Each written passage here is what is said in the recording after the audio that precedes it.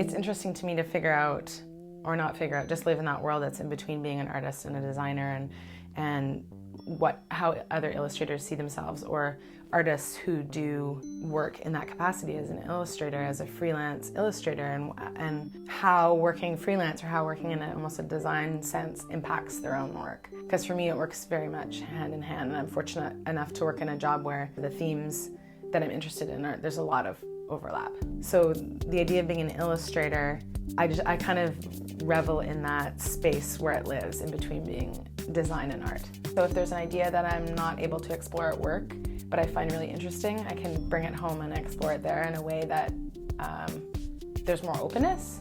It's not necessarily being dictated by a design brief or an aesthetic, so I can explore it however I would like at home. But because we generate so many ideas at work, there's always ones that are cast aside or that maybe you don't even bring up that you're interested in, and then they can provide fodder at home for my own projects that I'm working on. To me, it's really valuable. I'm surrounded by people who are creative in so many different ways, whether they're visual artists or people who are interested in cycling or people who have taken a big interest in urban farming, or people who put on great parties.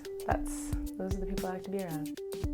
For me, arts education started quite young. I was always interested in art and any sort of creative endeavor like music and dance, and I was supported by my parents in that. The main thing for me was I was lucky because I was raised in a small town, and so if you show any aptitude at something, you're basically the only person in your grade level that is considered to be an expert in that area. So I was considered to be the artist or the person who could draw. And so I think that's a good strategy if you want your kids to be creative. Move to a small town so that they'll be the only drawer and they'll get a lot of support.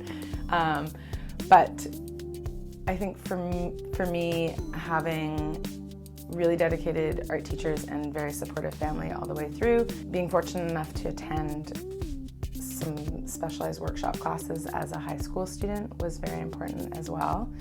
And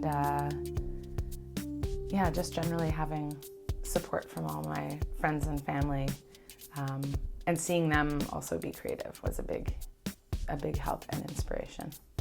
It's incredible how you can live in the city for, I won't say how long, but there are people who you've never heard of or have never met who have been here just as long and share friends or share the same interests or have attended the same events and you've never met them before. I think the best way to weasel your way in, that would be the best way to describe it in Vancouver, to weasel your way into the art community, is to just keep going out.